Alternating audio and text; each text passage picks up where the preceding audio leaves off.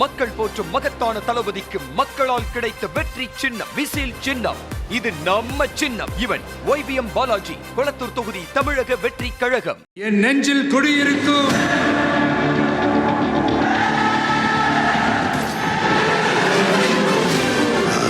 தளபதி.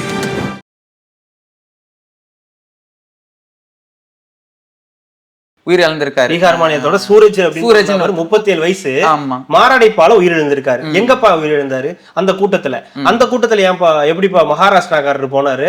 விஜய பாக்குறதுக்காக போயிருப்பாரு. விஜய பார்க்க போனதுனால அவர் இதாயிட்டாரு. எத்தனை மணிக்கு 12 to 3 ஏன்பா அந்த டைமிங் கொடுக்குறீங்க? கேள்வி இருக்கு.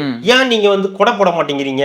எல்லா கூட்டத்திலயும் கொடை போடுறாங்களா? எல்லா கூட்டத்திலயும் பந்தல் போடுறாங்களா? சரி, பந்தல் போடுற அளவுக்கு நீங்க விடுவீங்களா? முதல்ல பந்தல் போடுறதுக்கு விடுவீங்களா? முதல்ல நீங்க உடனே அதுக்கு ஒரு உத்தரை குத்தி உடனே எங்க பாத்தீங்களா இவரு கூட்டத்துல உயிரிழந்துட்டாரு, இதையே பேசா வச்சு அவங்களுக்கு கொடுக்க கூடாது. உடனே பேசா வச்சு இந்த மாதிரிதான் ஏதாவது நடக்குதுன்னு சொல்லி கொடுக்க கூடாதுன்றது அடுத்தடுத்த மீட்டிங்ல இதை வச்சு கேன்சல் பண்றாங்க. 5000 பேரா இனிமே 2500 பேர் தான் உங்க கூட்டத்துக்கு வரணும், இந்த அட்டையை வச்சுக்கிட்டு தான் வரணும் அப்படின்ற அடுத்தடுத்து சொல்லுவாங்க. இல்லன்னா இப்ப தாவேக்காவை என்ன பண்ணிடலாம்னா ஈவினிங் டைம்ல வாங்கிருங்க. 4 மணிக்கு மேல 4 அப்படியே கொண்டு போய் இந்த சர்க்கார் படத்துல ஆன்லைன்ல கேம்பெயின் பண்ணுவார் பாத்தீங்களா, அந்த மாதிரி கொண்டு வந்து நிப்பாட்டுவாங்கன்னு நினைக்கிறேன். நீதான் வெளியவே வர மாட்டேங்கிறிய, நீதான் மக்களையே சந்திக்க மாட்டேங்கிறிய, நீதான் பனையூருக்குள்ளாரே இருக்கிய, வீட்டுக்குள்ளாரே உட்காந்து கொடுங்கன்றாங்களே, பர்மிஷன் கொடுங்கன்றாங்க, கொடுத்தா இந்த மாதிரி அசம்பாவிதம் ஆகுதுன்றாங்க. அசம்பாவிதம் இல்லாம ப்ரோக்ராம் பண்ணுப்பா. உள்ளுக்குள்ள அந்த அளவுக்கு க்ரௌட் எல்லாம் ஒண்ணுமே இல்லை, எல்லாருமே நல்லா ஃப்ரீயா டிஸ்டன்ஸா தள்ளி நின்று. கூட்டமே இல்லைன்னு தான் போட்டீங்களே காலையிலேயே. விஜய் பேச ஆரம்பித்தும் கூட்டமே. ஏன்டா கொடுத்ததே 5000 பேருக்கு, 5000 பேருக்கு தான் அவன் பெருசா நல்லா ரெடி பண்ணி வச்சிருக்கா, ஃப்ரீயா இருக்கணும் தான். அப்புறம் அதுலயும் கூட்டம் இல்லைன்னா உண்மையாவே உன் நோக்கம் இன்னைக்கு என்ன எடுத்துட்டு போனாங்க? இந்த மக்களுக்கு விஜய் என்ன சொன்னாரு? இத சொன்னாருங்க, சட்டம் ஒழுங்குங்க சரியில்லை, மாணவிக்கு இந்த மாதிரி நடந்துச்சு, கோவை மாணவிக்கு இந்த மாதிரி நடந்துச்சு, மாணவர்கள்லாம் போதையில இருக்காங்க, நிறைய பிரச்சனை இருக்கு, அதனால நீங்க விசில் சின்னத்துக்கு ஓட்டு போடுங்க, நான் நல்லாட்சி கொடுப்பேன் அப்படின்னு சொல்றாருங்க அப்படின்னு. அவ்வளவுதான். இதைத்தான் நம்ம எதிர்பார்த்தது. இதுக்கு மேல மீடியால கேட்க மாட்டாங்கல்ல, இதை பத்தி எல்லாம் ஏன் விஜய் வாயை திறக்கலன்னு கேட்க மாட்டாங்கல்ல? அப்பயும் கேட்பாங்க. என்ன சொன்னாரு? மேலோட்டமா டச் பண்ணிட்டு போனாரு அப்படின்னு அப்படிதான் சொல்லுவாங்க. இப்ப இன்னும் டெப்தா இறங்கல. அப்புறம் என்ன சொல்லுவாங்க? அதை விட்டுருவாங்க. இன்னைக்கு வேற விஷயம் இருக்கு, சூரஜ் இறந்துட்டு அப்படி இல்ல அந்த இவரு, அதுதான் இன்னைக்கு அந்த மாதிரி எடுத்துட்டு போயிடுவாங்க. வெல்வம் ஒன்றாக மத்ததெல்லாம் தனியாக அப்படின்றது இறங்கி அடிச்சுட்டாப்ல மனுஷன், என்னன்னு தெரியல. வெல்வம் ஒன்றாக ஆட்சிக்கு மட்டும் உங்களுக்கு அவங்க கூட்டணி கட்சி, மத்ததெல்லாம் தனியாக அப்படின்னு சொல்லிட்டு தனியா வெல்த்ல மட்டும் தனியாக அப்படின்னு தெரியுது அவங்களுக்கு அப்படின்னு அவங்கள இப்ப புரிஞ்சிருக்கும் அவங்களுக்கு அப்படின்றத காங்கிரஸ்க்கு ஒரு இது, காங்கிரஸ்க்கு திருமாவளவன் எல்லாருக்கும் சேர்த்து உணர்த்துற மாதிரியான ஒரு விஷயமா இருந்துச்சு. இந்த 5000 ரூபாயும் மேட்டரை தாண்டி விஜய் அவர்களுடைய ஸ்பீச் இன்னைக்கு பெரிய விவாத பொருளா ஏற்படுத்தி இருக்குன்றது சாதாரண விஷயம், கடந்து போக முடியாது. ஒரு பக்கம் 5000 ரூபாய் விஷயமும் பெருசாயிட்டு இருக்கும் போது விஜயோட ஸ்பீச் அதை தாண்டி பூம் ஆகுதுன்னும் போது அவருக்கான வேல்யூ அப்படின்றது தெரிஞ்சுக்கணும். மெட்ரோலுக்ஸ் நேயர்களுக்கு வணக்கம். இன்றைய கார்த்திக் விஷன் நிகழ்ச்சியில் தமிழகத்தில் நடக்கும் அரசியல் நிகழ்வை பற்றி விவாதிக்கலாம். வணக்கம் கார்த்திக். வணக்கம் ஜோ. வணக்கத்துக்கு மாற ரொம்ப சீக்கிரம் உட்காந்துட்டோம். ஆமா முடிச்சுட்டு வந்துடுறேன். சப்ஸ்கிரைப் பண்ற அத்தனை உள்ளங்களுக்கும் நன்றி. சப்ஸ்கிரைப் பண்ணாதவங்க தொடர்ந்து சப்ஸ்கிரைப் பண்ணிட்டு பாருங்க. பார்த்தீங்கன்னா இன்னும் கூடுதலான சந்தோஷம், உங்களுக்கும் நோட்டிஃபிகேஷன்லாம் கிடைக்கும் அப்படின்றது செய்தி. நேற்றுக்கு போட்ட வீடியோவுக்கு நல்ல ஆதரவு, நடுநிலையாளராகவே நீங்கள் பேசினா போதும் அப்படின்னு சொல்லியிருக்காங்க. ஓகே, நல்லது. உள்ளே போயிடலாங்கம்மா. சேலம் மாவட்டம், நேற்றுக்கே நம்ம சொன்னோம் மாவட்ட நிர்வாகிகளோட சந்திப்பு அப்படின்னா கரெக்டாக இன்றைக்கி ஒரு 12:30 மணிக்கெலாம் ஆரம்பிச்சிட்டாங்க. உனக்கு கிரவுண்டுக்குள்ளே மட்டும்தான் 5000 பேர், வெளியிலலாம் அவுட் ஆஃப் கண்ட்ரோல்ங்கிற மாதிரி தெரில. எவ்வளோ பேர் வந்தாங்கன்னு தெரில. செம க்ரௌடு. நம்ம வழக்கம் போல் அந்த வண்டி நகர விடாமல் எந்த அளவுக்கு நம்ம க்ரௌட் இருக்குமோ அந்த அளவுக்கு நல்ல க்ரௌடு. உள்ளே வந்தார். வந்தவொடனே யாருமே இல்லை. அந்த சேலம் பார்த்திபன் அவர்கள் மட்டும் பேசினார். யாருமே இல்லையா? இல்லை, உள்ளே வந்தார். வந்த உடனே வேற யாரும் பேசலன்னு. ஓகே. அந்த மேலே ஏறி ஒவ்வொருத்தராக பேசுவார். ஆதவ அர்ஜுன் பேசுவார், புசியானந்த் அவர்கள்லாம் பேசுவாங்க. இன்னைக்கு யாருமே இல்லை. சேலம் பார்த்திபன் அவர்கள் மட்டும் பேசினார். டைரெக்டாக இன்னைக்கு களத்திலேயே இறங்கிட்டாங்க. இன்னைக்கு பாஸ்டர் ராஜ்மோகன் மட்டும்தான் பேசினாரு. அவரு பேசினாரு. அப்புறம் மாவட்ட செயலாளர் அவங்களாம் பேசுறேன். ஸோ விஜய் பேச்சு இதுதான் இன்னைக்கு டாபிக். இதை தாண்டி எதுவும் கிடையாது. இந்த பேச்சு இது முழுக்க முழுக்க இன்னைக்கு விஜய் அவர்கள் பேசுனதை பற்றி மட்டும்தான் இப்ப நம்ம பேச போறோம். மகளிர் உரிமை தொகையை பத்தின கேள்வி இருக்கும் உங்களுக்கு, அதை பத்தி பேசலான்னு அதுக்கு தனி வீடியோ இருக்கு. அது வேற, அது பிளஸ்ல வரும். இது ரெட்ரோ லுக்ஸ்க்கு விஜயுடைய பேச்சு ரொம்ப எதிர்பார்க்கப்பட்ட பேச்சு. ஈரோடு பேச்சுக்கு அப்புறம் இப்ப வந்து வெளி உலகத்துக்கு வந்து இப்ப பேசுறாரு, சேலத்துக்கு வராரு. சோ சேலம்ல என்ன பேச போறாருன்ற எதிர்பார்ப்பு இருந்துச்சு. நேற்று கூட நம்மளே கேட்டிருந்தோம், சேலத்துல நாளைக்கு சம்பவம் இருக்கான்னு கேட்டா இல்ல, சம்பவம் உறுதி அப்படின்ற மாதிரி விஜயோடைய பேச்சுல அவ்வளோ ஒரு அனல் தெரிச்சுது. இன்னைக்கு வழக்கத்தை விட பேச்சுல பயங்கரமான முன்னேற்றம் தெரிஞ்சுது. நம்ம எப்பவும் சொல்றது தாங்க, இஷ்யூவை கையில் எடுத்து பேசுங்க. பர்ஃபெக்டா இன்னைக்கு பேசியிருந்தாரு. ஸோ எல்லாத்தையுமே டச் பண்ணாரு. டிஎன்பிசி இஷ்யூவா இருக்கட்டும், போராட்டங்களா இருக்கட்டும், மக்களுடைய விவசாய பிரச்சனையா இருக்கட்டும், எல்லாத்தையுமே இன்னைக்கு வந்து அட்ரஸ் பண்ணாரு. எல்லா விஷயத்தையுமே வந்து கைப்பற்றினாரு. அதே மாதிரி வழக்கத்துக்கு மாறா சேலம்னாலே நமக்கு ஞாபகத்துக்கு வர்றது அப்படின்றது இல்லாம கரேஜ் அப்படின்ற ஒரு வார்த்தையில இருந்து ஆரம்பிக்கிறாரு. ஸோ அது ஒரு வித்தியாசமா இன்னைக்கு எப்பவும் போல இல்லாம கரேஜ் அப்படின்னு ஆரம்பிச்சு எடுத்தோடனே விஜய் வீட்டை விட்டு வெளியே வா, பனையூர்ல இருந்து வெளியே வா அப்படின்னு இதெல்லாம் வந்து ஒரு அரசியல், அவருக்கான அரசியல். இது எப்படி தமிழ்நாடுனா என்ன அப்படின்லாம் போக வேண்டாம். இது அவருடைய அரசியல் பேச்சு. எனக்கு வீடே தமிழ்நாடு தான், இது எல்லாமே என்னுடைய மக்கள் தான், இது எல்லாமே என்னுடைய உறவுகள் தான். ஸோ இதை வந்து அவர் வந்து கனெக்ட் பண்ணிக்கிறதுக்காக சொல்றாரு. நான் வீட்டை விட்டு வெளியே வரலனாலும் என்னோட மக்கள் இவங்க, எனக்கு தெரியும், ஒவ்வொருத்தர் வீட்லயும் விஜய் இருக்காங்க, நான் விஜய்னா இவங்க வீட்டுல இருக்கிறவங்களும் விஜய் தான் அப்படின்ற ஒரு விஷயத்த கனெக்ட் பண்றாரு. தமிழ்நாட்டு மக்களோட தான் நான் இருக்கேன், மத்தவங்களுக்கு எல்லாம் இது ஸ்டேட்டு, ஆனா எனக்கு இது நாடு, என்னோட தாய் நாடு, அதனால நான் வந்து இதுக்கெல்லாம் வந்து பதில் சொல்லணும்னு அவசியம் கிடையாது அப்படின்ற ஒரு விஷயத்த ஃபர்ஸ்ட் கிளாரிட்டி கொடுக்குறாரு. அது வந்து ஒரு ஓகே, அவருக்கான அரசியல். அதுல வந்து பெருசா நம்ம வந்து இப்ப எல்லாரும் சொல்லுவாங்க இல்லையா, காலையில கூட ஸ்டாலின் அவர்கள் சொன்னார் இல்லையா, என்னோட சகோதரிகள் என்ன பண்ணுவாங்க நான் யோசிச்சேன், இந்த திட்டத்தை முடக்க பாக்குறாங்க, அதனால நான் வந்து 5000 ரூபாய் காசு கொடுத்தேன் அப்படின்னு சொல்றாங்க இல்லையா. அதுக்கு வேற ஏதாவது ஒரு விஷயம் இருக்கும்ல. இப்ப மகளிர் எல்லாம் எவ்வளவு கஷ்டப்பட்டு இருக்காங்க, ஆனா இன்னைக்குதான் அவர் கஷ்டப்படுறாங்க தெரிஞ்சு இன்னைக்கு 5000 ரூபாய் இன்னைக்கு காலையில போட்டு விட்டுருக்காரு இல்லையா. அத மாதிரி விஜய் அவர்கள், நான் வீட்டை விட்டு வெளியே வரல எல்லாம் நீங்க கேக்குறீங்க, ஆனா தமிழ்நாடு தான் என்னோட வீடு, நான் அங்கதான் இருக்கேன், நான் அவங்களோட கனெக்ட்ல தான் இருக்கேன் அப்படின்றதுக்கான ஒரு ஸ்பீச்சா அந்த ஸ்டார்டிங் வந்து இருந்துச்சு.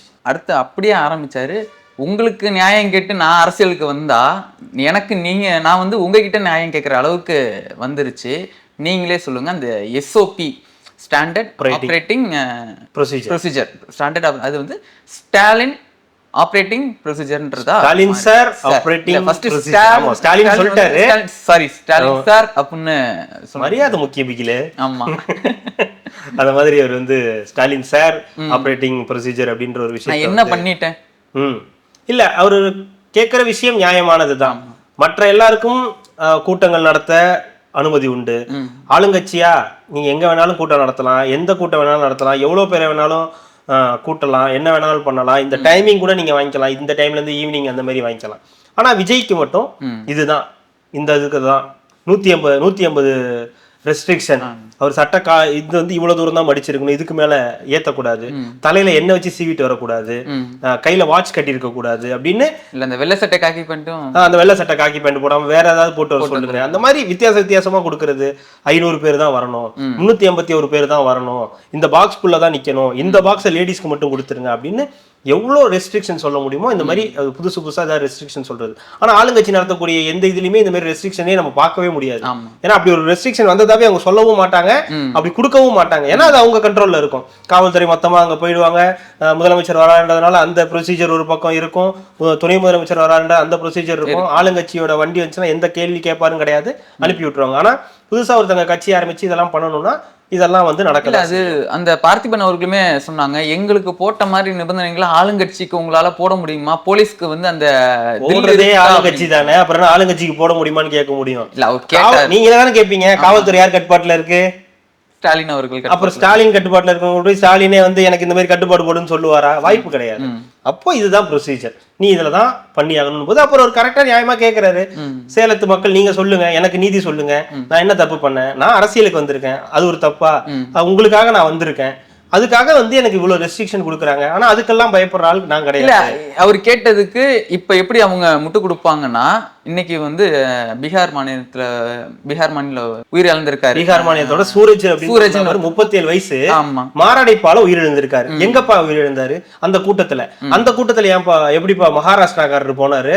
விஜய் பாக்குறதுக்காக போயிருப்பாரு. விஜய் பார்க்க போனதுனால அவர் இதாயிட்டாரு. எத்தனை மணிக்கு 12 to 3 ஏன்பா அந்த டைமிங் கொடுக்குறீங்க? கேள்வி இருக்கு. ஏன் நீங்க வந்து கொடை போட மாட்டேங்கிறீங்க? எல்லா கூட்டத்திலையும் கொடை போடுறாங்களா? எல்லா கூட்டத்திலையும் பந்தல் போடுறாங்களா? சரி, பந்தல் போடுற அளவுக்கு நீங்க விடுவீங்களா? முதல்ல பந்தல் போடுறதுக்கு விடுவீங்களா? முதல்ல நீங்க 12 to 3 கொடுக்குறீங்க, அதுவே ஒரு தப்பான டைம். காலையில 12 to 3 எனக்கு புரியல. 12 to 3 இவங்க கேட்டாங்களா இல்ல 12 to 3 தான் அவங்க கொடுக்குறாங்களா? இந்த 2 கேள்வி இருக்கு. இதுக்கு உண்மையான ஆன்சர் நமக்கு தெரியாது. சேலம் பார்த்திபன் நேத்து பேசும்போது நினைக்கிறேன் 12 to 3 நாங்க கேட்டோன்ற மாதிரி சொல்றாரு. இல்ல அவங்க கொடுத்த டைமிங் 12 to 3ன்றது நமக்கு எக்ஸாக்ட்டா தெரியல. அந்த இது தகவல் வந்தாதான் தெரியும். எதுவா இல்ல இவங்க பேசுற அது பாதுகாப்பு அடிப்படை என்னன்னு பார்த்து அந்த டைமிங் வந்து அவங்க சொல்றதுதான் சொன்னாரு. அப்போ வெயில் அடிக்கிற டைம்னு உங்களுக்கு தெரியும்ல, அப்ப நீங்க அதுக்கு வந்து அந்த டைமிங் கொடுக்காம நீங்க ஈவினிங் டைம்ல எடுக்கலாம்னு சொல்லலாமே. இல்ல நீங்க கொடை தான் போடணும்னு சொன்னா அந்த கொடை எல்லா ரெஸ்ட்ரிக்ஷன் போடுறீங்க, கொடையும் போடணும் மக்கள் வரதுக்காக. ஏன்னா 5000 பேர் தான் சொல்லிட்டீங்க. அந்த 5000 பேருக்கு நீங்க கொடை போடணும்னு சொல்லுங்க, அதையும் போட்டுற போறாங்க. உடனே கேட்பாங்க ஏன் அது அவங்களுக்கே அந்த அறிவு கிடையாதா அப்படின்னு. பொதுவா பொதுக்கூட்டங்கள்ல இந்த மாதிரி சம்பவங்கள் கூரை வச்சு பண்ண மாட்டாங்க. ரொம்ப ரேரா தான் அது இந்த இதெல்லாம் வந்து நடக்கும். ஜெயலலிதா அவர்கள் வந்து அந்த காலகட்டத்தில் பண்ணும்போதுமே இந்த மாதிரி கூரையெல்லாம் இருக்காது, ஃபுல் வெட்ட வெளியா தான் இருக்கும். அதுலயும் நிறைய பேர் மயக்கம் அடைஞ்சு நடந்திருக்காங்க. இது ஒரு மாரடைப்பால உயிரிழந்துட்டாரு. இப்போ அதை மறுபடியும் பூதாகரமாக்குறாங்க. இன்னும் உனக்கு உயிர் பலி பத்தலையா, இன்னும் எத்தனை பேர் தான் நீ காவு வாங்குவ அப்படின்னு வழக்கம் போல அந்த அவங்களுடைய ஆட்கள் இருப்பாங்க இல்லையா, அவங்க வந்து ஆரம்பிச்சிட்டாங்க. அது என்னன்றது அது பக்கம் இருக்கட்டும். அந்த உயிரிழந்தவர் இல்ல இந்த எஸ்ஓபி உங்களுக்கு இந்த கட்டுப்பாடு போடுறது பாத்தீங்கன்னா இந்த மாதிரி அசம்பாவிதம் நடக்குதுன்றதுனால தான் உங்களுக்கு இந்த மாதிரி கட்டுப்பாடு போட்டிருக்கோம். இந்த மாதிரி உயிரிழப்புகள் நிறைய நடந்திருக்கு. எல்லார் கூட்டத்திலையும் நடந்திருக்கு. அது அதிமுகவோ திமுகவோ எல்லார் கூட்டங்களையும் ஏதோ ஒரு வகையில ஏதாவது ஒரு உயிரிழப்புகள் நடக்கதான் செய்யும். இது இன்னும் உறுதியா தெரியல இது எதனால நடந்துச்சு, ஏன் அவருக்கு அங்க அந்த மாதிரி ஒரு சம்பவம் ஆச்சுன்றது உறுதியா தெரியல. உறுதியா தெரிஞ்சதுக்கு அப்புறம் நம்ம பேசுவோம். ஸோ இந்த எஸ்ஓபி இந்த மேட்டர்லாம் வந்து உண்மையாவே தெரியல. அந்த உயிரிழந்தவருடைய இது வந்து கவலையான விஷயம் தான். ஒரு கூட்டத்துல ஒருத்தர் உயிரிழக்கிறான்றது கவலையான விஷயம் தான். ஆனா அதை தாண்டி அது என்ன நடந்ததுன்றது இனிமேதான் பார்க்கணும். உடனே அதுக்கு ஒரு முத்திரை குத்தி உடனே அங்க பாத்தீங்களா இவர் கூட்டத்துல உயிரிழந்துட்டாரு இதையே பேசா வச்சு அவங்களுக்கு வந்து கொடுக்க கூடாது. உடனே பேசா வச்சு இந்த மாதிரிதான் ஏதாவது நடக்குதுன்னு சொல்லி கொடுக்க கூடாதுன்றது அடுத்தடுத்த மீட்டிங்ல இதை வச்சு கேன்சல் பண்றாங்க. 5000 பேரா இனிமே 2500 பேர் தான் உங்க கூட்டத்துக்கு வரணும், இந்த அட்டையை வச்சுக்கிட்டு தான் வரணும் அப்படின்ற அடுத்தடுத்து சொல்லுவாங்க. இல்லைன்னா இப்ப தாவேக்காவை என்ன பண்ணிடலாம்னா ஈவினிங் டைம்ல வாங்கிருங்க. 4 மணிக்கு மேல 4 அப்படியே கொண்டு போய் இந்த சர்க்கார் படத்துல ஆன்லைன்ல கேம்பெயின் பண்ணாரு பாத்தீங்களா, அந்த மாதிரி கொண்டு வந்து நிப்பாட்டுவாங்கன்னு நினைக்கிறேன். நீதான் வெளியவே வர மாட்டேங்கிறிய, நீதான் மக்களையே சந்திக்க மாட்டேங்கிறிய, நீதான் பனையூருக்குள்ளாரே இருக்கிய, வீட்டுக்குள்ளாரே உட்காந்து கொடுங்கன்றாங்கல்ல, பெர்மிஷன் கொடுங்கன்றாங்க, கொடுத்தா இந்த மாதிரி அசம்பாவிதம் ஆகுதுன்றாங்க. அசம்பாவிதம் இல்லாம ப்ரோக்ராம் பண்ணுப்பா. நீ என்னப்பா அசம்பாவிதம் நடத்துற மாதிரியே பண்ற, ஒண்ணு 41 பேரை கொள்ற, இல்லைன்னா நான் மாரடை பாக்குற மாதிரி ஏதாவது ஒண்ணு பண்ற. பாத்தியா அவங்க கூட்டத்தினால என் மக்கள் எவ்வளவு கஷ்டப்படுறாங்க பாரு. உங்களுக்கு அவங்க மேலாம் அக்கறை கிடையாது, எப்படியாவது ஒழிச்சு கட்டணும், அதுதான் இவங்களோட டார்கெட். அதனால அதை பண்றாங்க. சேலத்துல யாராவது இன்னைக்கு யாரெல்லாம் இருந்தாங்கன்னா இன்னைக்கு எல்லாமே இந்த கவுண்டை ஏத்தி விடுது, விஜய் மேல ஏத்து எல்லாத்தையும் அப்படின்னு. பட் அந்த கூட்டத்துல அவர் இறந்திருந்தாருன்னா உண்மையாவே வருந்தத்தக்க விஷயம் தான். அவரு மிதிப்பட்டு அடிப்பட்டு சாகல, வலிப்பு வந்து சாகல, அவருக்கு மாரடைப்பு. 37 வயசுல ஒருத்தருக்கு மாரடைப்பு வந்திருக்கு. மகாராஷ்டிராக்காரரு விஜயை பார்க்கலான்னு வந்திருப்பாரு. இல்ல உண்மையாவே தெரியல அவர் அங்கதான் வந்தாரான்றது கூட தெரியல. உண்மையான தகவல் இது வரைக்கும் யாருக்கும் கிடைக்கல. நியூஸ்ல இப்பதான் போட்டுட்டு இருக்காங்க.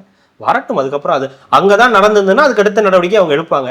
அதை பத்தி நம்ம பேசுவோம். உள்ளுக்குள்ள அந்த அளவுக்கு கிரௌட் எல்லாம் ஒண்ணுமே இல்லை, எல்லாருமே நல்லா ஃப்ரீயா டிஸ்டன்ஸா தள்ளி நின்று கூட்டமே இல்லைன்னு தான் போட்டீங்களே காலையிலேயே. விஜய் பேச ஆரம்பித்தும் கூட்டமே, ஏன்டா கொடுத்ததே 5000 பேருக்கு, 5000 பேருக்கு தான் அவன் பெருசா நல்லா ரெடி பண்ணி வச்சிருக்கா, ஃப்ரீயா இருக்கணும் தான். அப்புறம் அதுலயும் கூட்டம் இல்லைன்னா உண்மையாவே உன் நோக்கம் என்ன? சொன்னாங்க 5000 பேர் நீங்க இன்னைக்கு கொடுத்துருக்கீங்க, நீங்க 5 லட்சமா இருந்தாலும் நீங்க எவ்வளவு சொன்னாலுமே அது எங்களால கூட்ட முடியும், அதுக்கு நீங்க பர்மிஷன் மட்டும் கொடுங்க, எங்களுக்கு போதும் அப்படின்ற மாதிரி கொடுக்க போறதும் இல்ல, எதுவும் நடக்க போறது இல்லை. இது இப்படிதான் நடக்கும். இதுக்கப்புறம் இது இன்னும் வேற மாதிரி மாறும். இன்னும் கொஞ்ச நாள் தானே, அதுக்கப்புறம் தேர்தல் கமிஷன் வந்துடும், அவங்க பர்மிஷன் கொடுக்கறத வச்சு எல்லாமே நடக்கும். அப்போ இவங்க என்ன பண்றாங்கன்றத நேற்றுக்கே சொன்ன மாதிரி அந்த வண்டி வந்துச்சு. நம்ம சொன்னா கரூர்ல ஒரு 40 பேர் யாராவது அப்படி இதாச்சு இவர் தான் காரணம்னு சொன்னா மக்கள் நைட்டோட நைட்டா அங்க போய் மாநாடுக்கு போய் அந்த வண்டிகிட்ட நின்று செல்ஃபி எடுத்து கொண்டாடி இருப்பாங்களா? புரியல மக்களுக்கு. இது இவங்களுக்கு அது ஒன்றும் பண்ண முடியாது. நீங்க வந்து நம்ம பாக்குறது எல்லாமே எக்ஸ்ல வீடியோல டிவியில பாக்குறதா இருக்கு. ஆனா அங்க களத்துல வேற மாதிரி இருக்கு.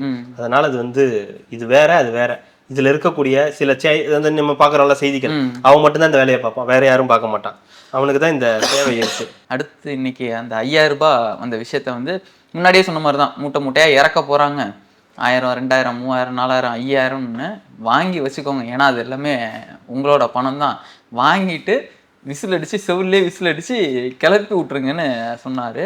அதுக்கு நல்ல ஒரு ஆர்ப்பரிப்பு. இது இன்னைக்கு சொல்லல, இதே விஷயத்த முன்னாடியே சொல்லிட்டாரு. ஏதோ ஒரு மீட்டிங்ல எங்கேயோ தெரியல இது சொல்லும்போது. இப்போ இல்ல லாரியா கொண்டு வந்து கொட்ட போறாங்க, 5000 வரைக்கும் ஆக போறாங்க அப்படின்னு. அது இன்னைக்கு நடந்திருக்கு. இன்னைக்கு 5000 ரூபாயை வந்து கொடுத்தது. நீங்க யோசிச்சு பாருங்க, காலையில 7 மணிக்கு ஒருத்தவங்களுக்கு வந்து ஒரு அக்கௌண்ட்ல 5000 ரூபாய் விழுந்தோன்னா அவனுக்கு தலைகாலே புரியல. என்னடா அது நமக்கு வந்து 5000 ரூபாய் விழுந்திருக்கணும்னா ஒட்டுமொத்த மக்களுக்கும் வந்து காசு விழுந்தோடனே எல்லாரும் ஜாலி ஆயிட்டாங்க. ஜாலி ஆனோன்னு பார்த்தாங்க. அப்புறம் வந்துச்சு அது எவ்வளவு பெரிய இம்பாக்ட் ஏற்படுத்தியிருக்கணும். அடுத்த 1 மணி நேரத்துல விஜய் கிளம்பி விட்டார், விஜய் வண்டி நகர்ந்து விட்டது, விஜய் இப்போ சேலத்துக்கு போய் கொண்டிருக்கிறார், ஏரோப்ளைன்ல ஏற போகிறார், இறங்கி விட்டார், இதோ வந்து விட்டார் அப்படின்னு ராஜ்மோகன் மாதிரியே எல்லா செய்தி சேனல்களும் சொல்ல ஆரம்பிச்சோன்னே அது மறைஞ்சு இந்த நியூஸ் வந்து ஃபுல் ஆக்குபைட் ஆயிடுச்சு. இப்போ அது ஆக்குபைட் மட்டும் ஆனது இல்லாம போகும்போதே விஜய் ட்வீட், இந்த இது வந்து இன்னைக்குதான் உங்களுக்கு தெரியுதா, கோடை காலம் இப்பதான் வருதா, புதுசா வருதா உங்களுக்கு அப்படின்னு கேள்வி கேட்டது. அப்புறம் இங்கிருந்து அதை போய் வந்து பேசி 5000 ரூபாய்க்கு வந்து அது 5000 ரூபாய் வரைக்கும் வர தருவாங்க, எவ்வளவு வேணாலும் வாங்கிக்கிங்க, ஆனா காதலியே விசில ஊதி சொல்லி அனுப்புங்க, உங்க ஓட்டு தரமாட்டேன் அப்படின்னு சொன்னது. ரெண்டாவது உறுதிமொழி எடுக்க வச்சது. அதாவது அந்த ஜென்சி கிட்ஸ் தான். சோ விஜயோட பேஸ் நம்ம அடிக்கடி சொல்றது ஜென்சி கிட்ஸ் தான் விஜயோட பேஸ். ஸோ அவங்கள வச்சு உறுதிமொழி எடுக்க வைக்கிறது, எவ்வளவு வேணாலும் கொடுங்க, எங்க ஓட்டை நாங்க விற்க மாட்டோம், எங்களோட ஓட்டு விசில் சின்னத்துக்கு தான் அப்படின்றத நீங்க சொல்லுங்களா இருக்கட்டும். சின்ன பசங்களை வச்சு மைடியர் குட்டி அவங்களா இருக்கட்டும், இவங்களும் வந்து உங்க வீட்டுல சொல்லுங்க. ஏன்னா சின்ன பசங்க சொன்னா எடுபடும் அப்படின்றது. உடனே சில பேர்லாம் நல்ல பசங்களை நல்லா படிக்க சொல்லுங்க அப்படி சொல்லாம அவங்களையும் போய் தேர்தலுக்காக வேலை வாங்கல, அவரோட இன்ஃபுளுன்ஸ் அங்க பயன்படுத்துறாரு. அவர் ஒன்றும் தப்பா சொல்லலையே. நீங்க போயிட்டு ஓட்டு போடுங்க, உங்க அப்பா அம்மா சொல்லுங்க, விஜய்க்கு ஓட்டு போட சொல்லுங்க, விசிலுக்கு ஓட்டு போட சொல்லுங்கன்றது அது ஒரு யுக்தி, அது தேர்தல் யுக்தி. அவருக்கு எங்கெல்லாம் ஸ்கோப் கிடைக்குதோ அங்கெல்லாம் யூஸ் பண்ணிக்க பாக்குறாரு. இப்ப நீங்க யூஸ் பண்ணிக்கலையா, 5000 ரூபாய் கொடுத்து மகளிர் நாடு அப்படின்னு சொல்லி இத்தனை நாள் தமிழ்நாடு வந்து இன்னைக்கு மகளிர் நாடா மாறிடுச்சு, திடீர்னு மகளிர் நாடுன்னு மாறிடுச்சு. இப்ப என்ன பண்றதுன்னு தெரியலையே. அட்ரஸ் எழுதும் போது எல்லாம் போய் கார்த்தின்னு எழுதியாச்சு, அட்ரஸ் எல்லாம் எழுதிட்டேன், கீழே தமிழ்நாடுன்னு போடுறதா மகளிர் நாடுன்னு போடுறதான்ற ஒரு சந்தேகம் வந்துருச்சு திடீர்னு. சோ அந்த அளவுக்கு இப்ப நம்ம மகளிருக்கு வந்து அவ்வளவு வந்து ப்ரொடெக்ஷன் கொடுக்குறோம். சோ அப்ப அந்த மாதிரி விஜய் அவர்களும் அவருக்கு எங்கெல்லாம் ஸ்கோப் இருக்குதோ அங்கெல்லாம் போயிட்டு கொடுக்குறாரு. அவரோட பேஸ் குழந்தைகள், அந்த சின்ன சின்ன பசங்க, அவங்கள வச்சு சொல்லுங்க விஜய் ஓட்டு சொல்லனாலும் அவனுங்க அதான் பண்றானுங்க. ரோட்ல விசில வச்சுக்கிட்டு அவர் அதெல்லாம் பார்த்ததுனால அவரு ரோட்ல போறவங்க எல்லாம் வந்து ஆண்டி விசில் போட, விசில் சின்னத்துக்கு ஓட்டு போட, ஆண்டி விஜய்க்கு ஓட்டு போடுங்க, ஏய் நீங்களா போய் போடுங்க, எங்களுக்கு எல்லாம் ஓட்டு இல்ல, அதனால உங்கள்ட்ட சொல்றோம், நீங்க போய் போடுங்க அப்படின்றானுங்க. 2 சின்ன பசங்க அவங்க அம்மா கிட்ட மைக்க நீட்டும் போது ஓட்டு போடுமாமா, விஜய்னு சொல்லுமா, விஜய்னு சொல்லுமா அப்படின்னு. சோ இன்ஃபுளுன்ஸ் ஆகுறானுங்க, சொல்லாமலே இன்ஃபுளுன்ஸ் ஆகுறாங்க, சொன்னா இன்னொன்னு அதிகமா பண்ணுவானுங்க. சோ அப்ப அவருக்கு எங்கெல்லாம் தேவை இருக்கோ அங்கெல்லாம் அவர் யூஸ் பண்ணிக்கிறாரு. இதை வந்து ஒரு பெரிய அரசியலா பாத்தீங்களா, செய்ய விட மாட்டேங்கிறாரு, படிக்க விட மாட்டேங்கிறாரு. இப்ப எல்லாரும் படிக்கிறத விட்டுட்டு எல்லாம் புக்கை மூடிட்டு எல்லாரும் விசில் போட்டு போடுங்க, விசில் போட்டு போடுங்க சொல்ல, படிக்கலன்னா எதை கொண்டு அடிப்பாங்கன்னு தெரியாது, வீட்டுல அவங்களே டென்ஷன் ஆயிடுவாங்க. அது ஒரு பக்கம், அதெல்லாம் வந்து கமெண்ட்ஸ் வரதான் செய்யும். பட் அவருக்கு தேவையான இடத்துல அவர் இன்ஃப்ளூயன்ஸ் பண்றாரு. அதே மாதிரி இது புது கட்சி 2 வருஷம் தான் ஆகுது, இவங்களுக்குலாம் என்ன அரசியல் அனுபவம் இருக்குது, இவங்க அரசியல் பண்றதுக்கு, இவங்க ஆள்றதுக்கு என்ன தகுதி இருக்கு அப்படின்றதெல்லாம் கேள்வி கேட்டதுக்கு விஜய் அவர்களோட பாணிலே வந்து பதில்லாம் சொன்னார். உங்க அளவுக்கு எங்களுக்கு வந்து கொள்ளையடிக்கிற அரசியல்லாம் எங்களுக்கு தெரியாது, பிறந்து பொய்யிலே வளர்ந்த புலகர் பெருமாள் புலவர் பெருமானே புலகர் பெருமானே அப்படின்ட்டாரு. அதுதான் நான் சொன்னது தானே. இப்போ 1 by 1 அவருக்கு அந்த இது உடையுது. அவர் இந்த ஸ்பீச்ல பேசுற விஷயங்களா இருக்கட்டும், அதை வந்து த்ரோ அவுட்டா பேச ஆரம்பிக்கிறாரு, ஃப்ளூவெண்டா பேச ஆரம்பிக்கிறாரு. அதுதான் நம்ம என்னென்ன கேள்வி கேட்கணும்னு இவ்வளவு கேள்வி மறந்துருமோனா, ஆனா இன்னைக்கு ஃப்ளூயெண்டா ஸ்டார்ட் டு எண்ட் எப்படி டெலி பிடிச்சாரோ அந்த மாதிரி அது ஒரே மீட்டர்ல போய் முடிஞ்சுது. ஸோ அந்த விஷயங்கள் இந்த பொய் பேசுறாங்க அப்படின்னு சொன்ன விஷயமா இருக்கட்டும். அனுபவத்தை பத்தி பேசும்போது என்ன சொன்னாரு, என்ன அனுபவம், கொள்ளையடிச்சது தானே உங்க அனுபவம், அந்த அனுபவத்தை தானே, அந்த அனுபவம் எங்களுக்கு கிடையாது, எங்களுக்கு அது வேண்டாம் அப்படின்ற ஒரு விஷயத்த அரசியல் ரீதியா அவர் வந்து சொல்றாரு. அதுதான் இப்ப அனுபவம்னு கேட்கும்போது அவர் என்ன சொல்றாரு, படிச்சிருக்கணும்னு அவசியம் கிடையாது, மக்களுக்கு நல்லது செய்யணும்ன்ற அந்த அனுபவம் இருந்தா போதும், அதற்கான அதிகாரிகளை வச்சிருந்தாலே சூப்பரான ஆட்சியை எங்களால கொடுக்க முடியும், அதை நான் செய்வேன். இதனால வரைக்கும் அப்படி சொன்னது இல்லை, நான் செய்வேன்னு சொன்னது இல்லை, ஆட்சி வரும் நான் செய்வேன்னு சொன்னதுனால இன்னைக்கு வந்து நம்ம ஆட்சி வரும் நான் செய்வேன் அப்படின்னு ஒரு கான்ஃபிடென்ட் கொடுக்கறது. இது நிர்வாகிகளுக்கு, மக்களுக்கு நம்ம ஆட்சிக்கு வருவோம், தாவேக்கு ஆட்சிக்கு வரும், நீங்க நம்புங்க அப்படின்றத எடுத்து சொல்ற மாதிரியான ஒரு செய்தி. அதே மாதிரி அவங்க சொல்றது உண்மை தானே. இத்தனை வருஷம் எல்லாருக்கும் அனுபவம் இருக்கு. எதுல அனுபவம் இருக்கு, கொள்ளையடிக்கிறதுல நிறைய அனுபவம் இருக்கு. எவ்வளவு கொள்ளைகள், எவ்வளோ ஊழல்கள் இங்க நடந்துகிட்டு தான் இருக்கு. ஒரு பக்கம் நல்லதும் வளர்ச்சியும் நடந்துகிட்டு இருக்கு, அது நம்ம இல்ல ஜீரோன்னுலாம் சொல்லக்கூடாது. ஏதோ ஒரு பக்கம் தமிழ்நாட்டுக்கான நல்லா நடந்துட்டு இருக்கு. ஆனா தமிழ்நாடு இன்னும் எவ்வளவு வளர்ச்சி அடைய வேண்டிய அந்த வளர்ச்சி இல்ல. நம்மள்ட்ட இருக்கிற பொட்டன்ஷியலுக்கு, நம்மள்ட்ட இருக்கிற கனிம வளத்துக்கு, நம்மள்ட்ட இருக்கிற இயற்கைக்கு நம்ம எங்கேயோ இருக்கணும், எங்கேயோ ஒரு முக்கியமான இடத்துல இருக்கணும். ஆனா நம்ம வந்து இன்னொரு இதுல இருக்கும், இன்னும் நம்ம உத்தரப்பிரதேசத்தை விட மிஞ்சிட்டோம், மத்திய பிரதேசத்தை மிஞ்சிட்டோம் அப்படின்றதுலதான் இருக்குமே தவிர மற்ற மாநிலங்களோட நம்ம பெருசா ஒப்பிட்டுக்கிறது இல்லை. அப்போ நம்ம அதுல எல்லாம் முன்னேறணும். அதுக்கெல்லாம் காரணம், அது முன்னேறாம இருக்கிறதுக்கு காரணம் இவங்க தான், இந்த அமைச்சர்கள் தான், இந்த கொள்ளையடிக்கிறது தான், இதுதான் இங்க பிரச்சனையா இருக்கு. அந்த மாதிரி அனுபவம் நமக்கு தேவையில்லை, அதை விட சிறப்பான ஆட்சியை நம்மளால கொடுக்க முடியும் அப்படின்னு அவருடைய நம்பிக்கையை தெரிவிச்சிருக்காரு. அது தாவேக்காவுக்கும் மக்களுக்கும் போய் சேரணும், சேர்ந்துச்சுன்னா அவங்களுக்கு அதுக்கான ரிசல்ட் அவங்களுக்கு கிடைக்கும். அது ஓகே தான், அவர் சொல்ற வகையில அது ஓகே தான். ஏன்னா சும்மா எல்லாத்துக்கும் அனுபவம் சொல்லும் போது யாருக்குமே முதல்ல அனுபவம் கிடையாது. முதலமைச்சராக இருக்கு ஸ்டாலினுக்கு மட்டும் என்ன அனுபவம் இருக்கு?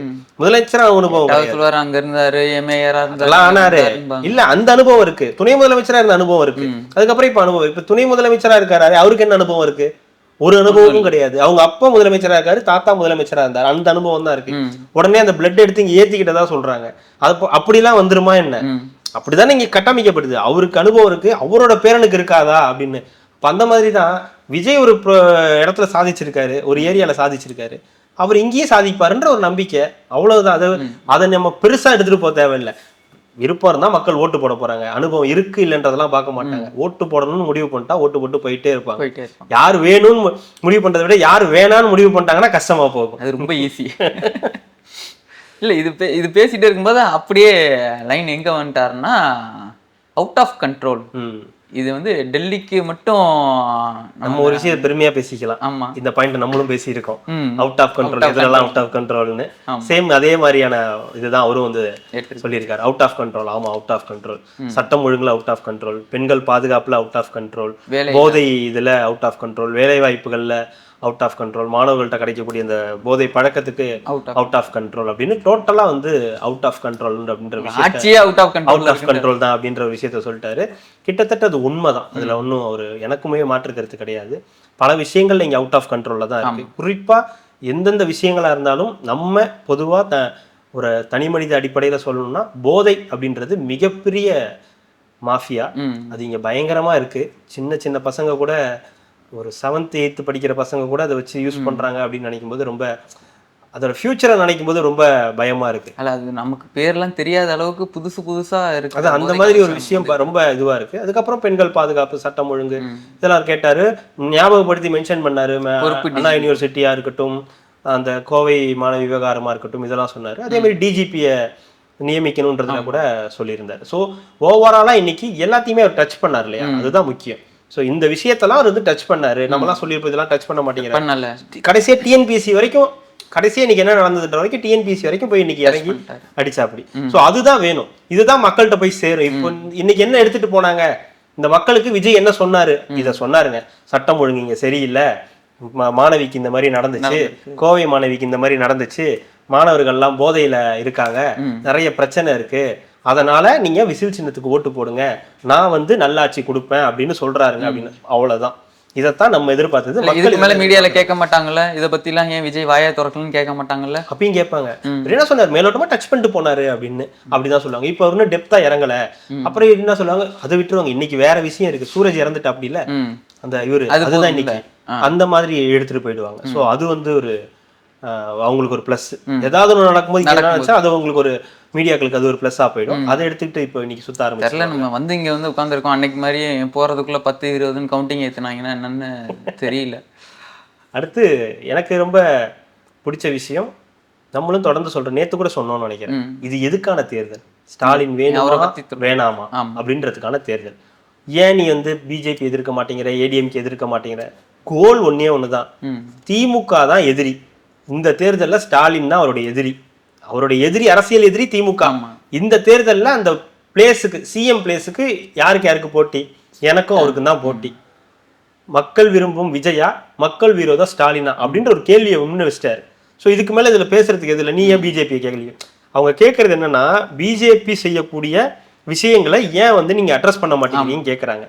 பிஜேபி செய்யற விஷயங்களை விஜய் அட்ரஸ் பண்ணாலுமே கூட அந்த ஓட்டு விஜய்க்கு வராது, அது டிரான்ஸ்பர் ஆகாது. அது பெரும்பாலும் டிஎம்கேக்கு தான் போகும். ஆனா விஜய் என்ன பண்றாரு, ரொம்ப இதுவா டிஎம்கே தான் எதிரி, இது சட்டமன்ற தேர்தல், சட்டமன்ற தேர்தல நான் திமுகவை தான் எதிர்ப்பேன், அதுதான் என்னோட எதிரின்றத கிளாரிட்டியா சொல்லிட்டாரு. திருப்பி இருக்கிறவங்கள தான் நம்ம கேட்க முடியும்னு, அதுதான் உண்மை. சட்டமன்ற தேர்தலுக்கு இவங்க தான் டார்கெட், இவங்கள தான் கேள்வி கேட்க முடியும். இப்ப போய் சம்பந்தமே இல்லாம தமிழ்நாடு வெர்சஸ் டெல்லி எல்லாம் பேச முடியாது. நீங்க தான் அப்படி கட்டமைக்க முடியும். தமிழ்நாடு வெர்சஸ் டெல்லின்னு உங்களுக்கு ஈஸியா இருக்கு, தமிழ்நாடு வெர்சஸ் டெல்லின்னு கட்டமைக்கிறதுக்கு. அதனால நீங்க அப்படி வைக்கிறீங்க. நாங்க கேட்கலாம்ல, நீங்க ஏன் டெல்லியை கொண்டு போய் வைக்கிறீங்க எதுக்கு எடுத்தாலும்? நிதியே இல்லைன்னு சொல்லிட்டு இன்னைக்கு 6500 கோடியை கொண்டு போய் மகளிர் உரிமை தொகை கொடுக்குறீங்கல்ல, அப்ப மற்றதுக்கெல்லாம் ஏன் நிதியை ஒதுக்க மாட்டேங்கிறீங்கன்னு கேள்வி வைக்கலாம்ல. அப்புறம் ஏன் டெல்லியை போய் இதுக்கு சம்மந்தப்படுத்துறீங்க? நீங்களே பண்ணிருக்கலாமே. 6500 கோடி உங்களால ஒதுக்க முடியும் ஒரே நாள்லன்னா எவ்வளவு பஞ்சாயத்துகளை நீங்க தீர்த்திருக்க முடியுமே. இருங்க, அதுக்கு நம்ம அதுல வச்சு இதுல வேற வருவோம். இந்த விஷயத்துல விஜய் சொல்றதுதான் கரெக்ட். சட்டமன்ற தேர்தல் இங்க தமிழ்நாட்டுல நடக்குது. தமிழ்நாட்டுல திமுக வெர்சஸ் தாவேகா வெர்சஸ் அதிமுக இப்படிதான் இருக்குது. இதுதான் போட்டி. நீங்க சும்மா பிஜேபியை கூட்டு வந்து இங்க கட்டமைக்க நினைச்சீங்கன்னா அதுக்கு எல்லாரும் பலியாக மாட்டாங்க. அவரோட கோல் கரெக்டா இருக்கு. ஸ்டாலின் தான் எதிரி, திமுக தான் எதிரி. அதை நோக்கி அவர் பயணிக்கிறாரு. சும்மா இதே கேள்வியை கேட்டுட்டு இருந்தீங்கன்னா ஒன்றும் பண்ண முடியாது. அவங்களுக்கு இதுக்கு மேல கிளாரிட்டி உங்களுக்கு கொடுக்க மாட்டாங்க. இவ்வளவு கிளாரிட்டி கொடுத்ததே உங்களுக்கு பெருசு. இதுக்கு மேல கிளாரிட்டி எதிர்பார்க்காதீங்க அவங்க கிட்ட. அப்புறம் இன்னொரு விஷயம், நம்ம கூட்டத்திலே சொன்ன மாதிரி பொலிட்டிக்கல் பாம் ஒன்று, ஆட்சியில் பங்கு அதிகாரத்தில் பங்குன்றது நம்ம கொளுத்தி போட்டோம். அது இன்னைக்கு எல்லா சைடும் கூட்டணியில் வெடிக்க ஆரம்பிச்சிருக்கு. அவர் ஸ்டாலின் அவர்களுக்கு என்ன பண்ணுறதுன்னே தெரியல அப்படின்ற அளவுக்கு ஒரு குழப்பத்தில் இருக்காருன்ற மாதிரி சொல்லியிருக்காரு. உண்மையாலுமே எல்லா கூட்டணி கட்சிகளுக்குள்ளேயும் இந்த குரல் வந்திருக்கு, எங்களுக்கு ஆட்சியில் பங்கு கொடு, அதிகாரத்தில் பங்கு கொடு அப்படின்றது. இது எந்த அளவுக்கு ஒர்க் அவுட் ஆகிருக்கு அப்படின்னு நினைக்கிறீங்க? ஆட்சியில் பங்கு அதிகாரத்தில் பங்குன்றது ரொம்ப வருஷமா இருக்கிற கோஷம் தான். ஆனால் அது பெருசாக அப்படியே வெடிக்காமல் இருந்துச்சு. விஜய் அன்னைக்கு அப்படி அந்த மீட்டிங்கில் பேசினதுக்கு அப்புறம் அது பெரிய பேசு பொருளாக மாறிச்சு. அப்புறம் விடுதலை சிறுத்தைகள் அந்த பேச்சுக்கள்லாம் எழுந்தது. அப்புறம் காங்கிரஸ் இப்போ அதை மட்டும்தான் பேஸாக பிடிச்சி தொங்கிக்கிட்டு இருக்காங்க. இன்னொரு பக்கம் அது இந்த கூட்டணியிலுமே ஏடிஎம்கே கூட்டணியிலுமே கூட்டணி ஆட்சின்ற மாதிரிலாம் போயிட்டு இருக்கு. அதுக்கு ஒரு காரணம் ஒரு வகையில விஜய்னு சொல்லலாம். இந்த காங்கிரஸ் இப்ப இந்த இது சொல்றதுக்கு காரணம் முழுக்க விஜய் தான். நான் பாருங்க, அவர் ஆட்சியில் அதிகாரத்தில் பங்குன்றாரு, நாங்க அங்க போயிடுவோம், நீங்க எங்களுக்கு ஆட்சியில் அதிகாரத்துல பங்கு கொடுங்கன்னாரு. உடனே இல்ல தமிழ்நாட்டுல ஆட்சி அதிகாரத்துக்கு பங்கு கிடையாது அப்படின்ற விஷயத்த ஸ்டாலின் அவர்கள் போட்டு உடைச்சிட்டாரு. அப்படின்னும் போது ஓகே, அதுக்கு காரணம் விஜய் அப்படின்னு சொல்றதுல ஒன்றும் தப்பு கிடையாது. ஏன்னா அது இப்ப இவர் வந்ததுக்கு அப்புறம் அது இன்னும் பெரிய பேசு பொருளா மாறி இருக்கு அப்படின்றத நம்ம உணரலாம். நல்ல விஷயம்தான். அவரால் திமுக கூட்டணியில ஒரு பாம்பை தூக்கி போட்டிருக்க முடியுது. அந்த பாம் அப்போ ஒர்க் அவுட் ஆகலனா கூட கொஞ்சம் லேட்டா, இப்போ திடீர்னு வெடிக்காம அப்பயே வெடிக்காம திடீர்னு வெடிக்கும் இல்லையா, அந்த மாதிரி வெடிச்சு ஒரு இதை பிரளயத்தை உண்டு பண்ணியிருக்கு அப்படின்னு சொல்லலாம். அவர் சொன்னது கரெக்ட் தான்.